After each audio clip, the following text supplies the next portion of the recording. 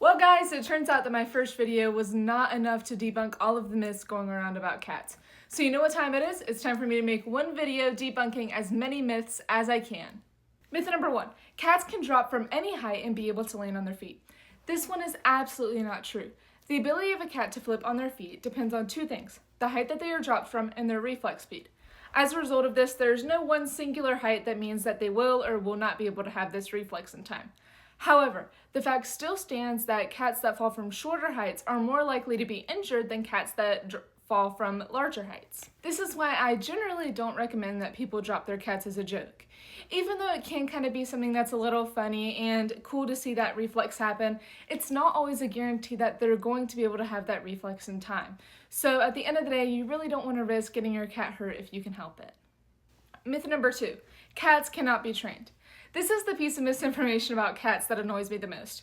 Some people tend to treat their cats like they're wild animals instead of understanding that they're domesticated and capable of learning tricks or even just learning how to behave. I cannot tell you the amount of cat owners that I've met that let their cats tear up furniture and bite them because they claim that it's in their nature.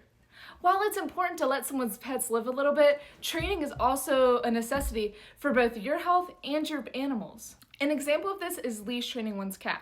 No one bats an eye if someone teaches their dog how to walk on a leash, but when someone teaches their cat how to do the same thing, which is an animal that's equally domesticated to dogs, everyone makes fun of them.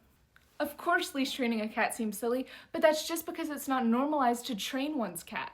Even though walking a cat on a leash is a great enrichment opportunity that gives them the benefits of going outside without the risks of being an outdoor cat, people still frown upon it. Now, I know that leash training is a little bit out there when it comes to cats, but I really do want to emphasize the power of training one's cats to perform basic tasks or at the very least behave.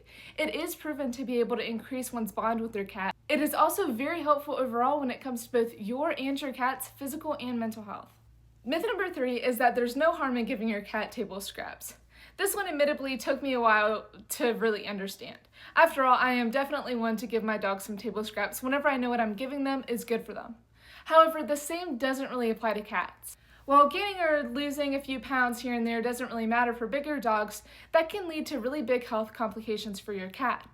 As a result, you really need to keep in mind how much food you're giving your cat, because a small amount of food for a dog is going to be a lot bigger proportionately for your smaller animal.